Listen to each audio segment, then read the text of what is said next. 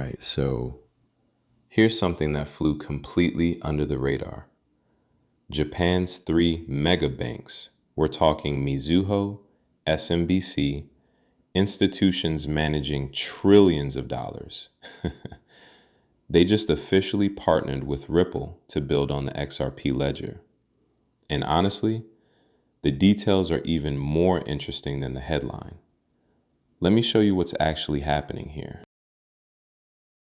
In December 2025, some of Japan's most powerful financial institutions quietly launched something called the Japan Financial Infrastructure Innovation Program, or JFIP. And the partner list? It reads like a who's who of Japanese finance. Okay, let me walk you through what's actually happening here. Asia Web3 Alliance Japan and Web3 Salon teamed up with Ripple to launch this accelerator program. But here's where it gets interesting. The corporate partners backing this thing include JETRO, that's Japan's trade organization, Mizuho Bank, SMBC Nikko Securities, Securitize Japan, Hyrack Fund, and Toyota Blockchain Lab. Yeah, that Toyota.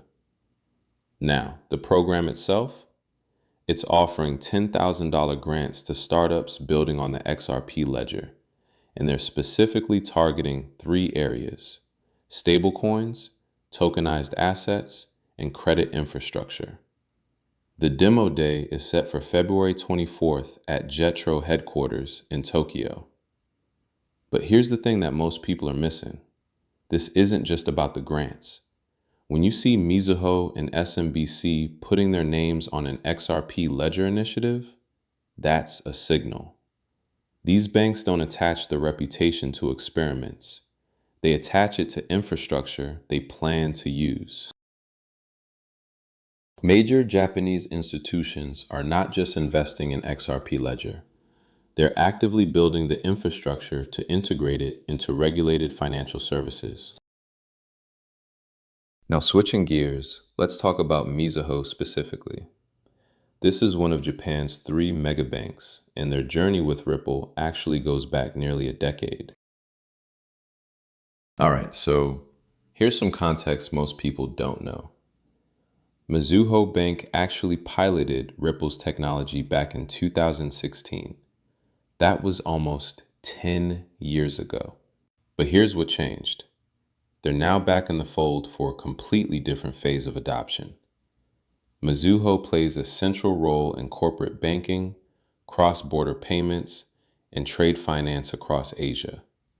And their collaboration with Ripple now focuses on, and I quote, blockchain-based settlement solutions that can reduce friction in domestic and international transfers.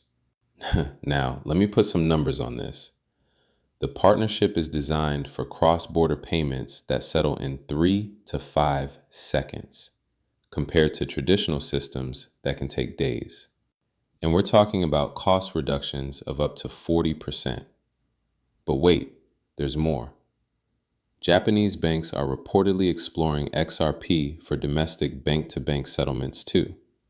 If this gets implemented by mid-2026 as planned, that would be a fundamental shift in how local payments work in Japan.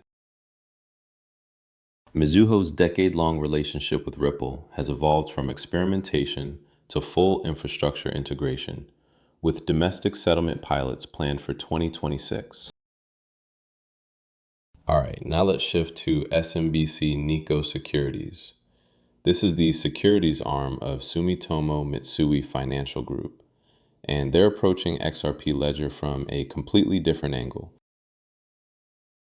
So SMBC Nikko is deeply involved in capital markets, structured products, and asset issuance. And their partnership with Ripple represents something really specific. It's about tokenized securities and capital markets in Japan. Now, what does that actually mean? Think tokenized bonds, tokenized funds, financial instruments that can operate within regulated frameworks but settle on blockchain rails. The promise here is faster settlement, reduced costs, and increased transparency for investors. And here's the regulatory context that makes this possible.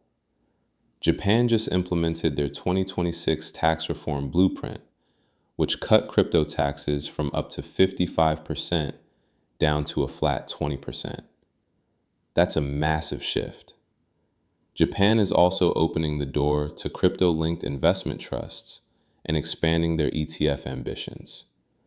They already launched their first XRP ETF, and they're exploring additional funds tracking digital assets.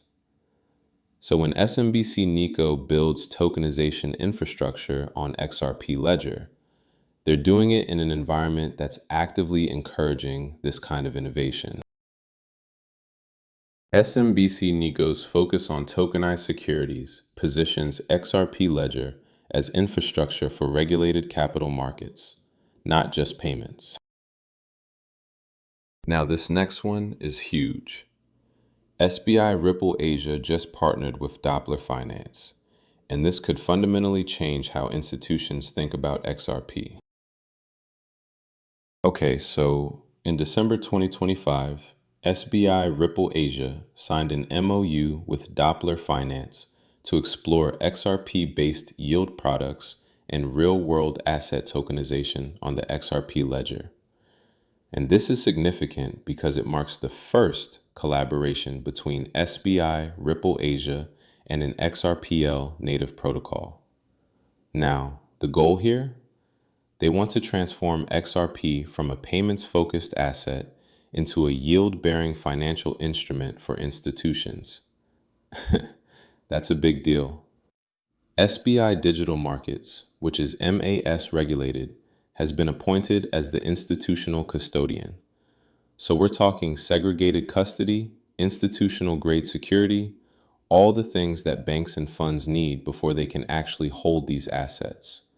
And remember, SBI Holdings first invested in Ripple back in 2012 and still holds a 9% stake.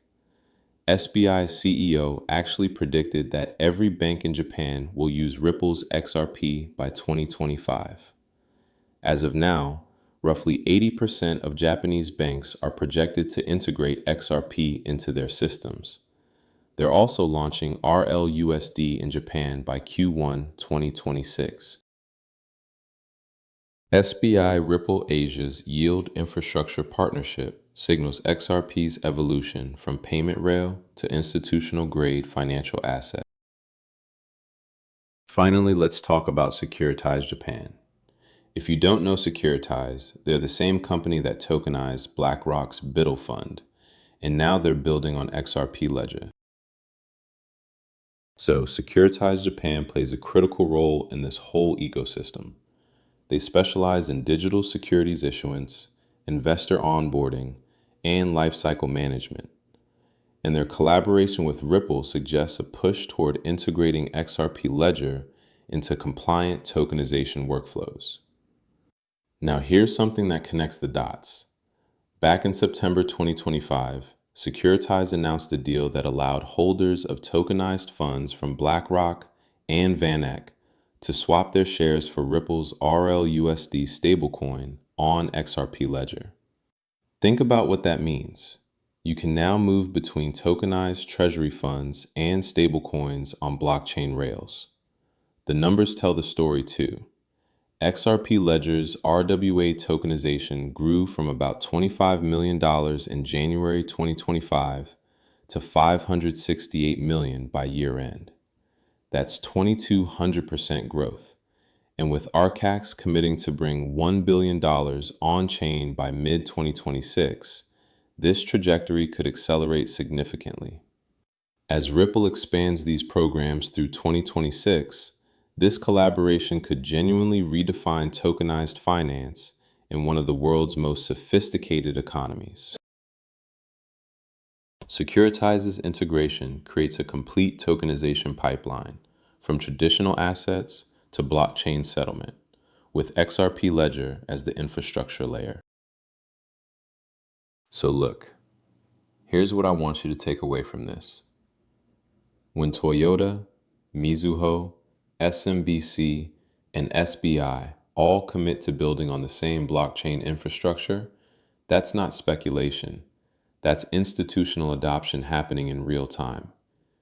Japan has always been ahead on crypto regulation, and now they're showing what happens when you combine regulatory clarity with institutional commitment. 80% of Japanese banks using XRP by 2026? That sounded crazy a few years ago. Now, it looks like it might actually happen. The question is, will other countries follow Japan's lead, or will they get left behind? If you found this breakdown valuable, smash that subscribe button and drop a comment below. Do you think Japan will lead global institutional crypto adoption? I read every single comment. See you in the next one.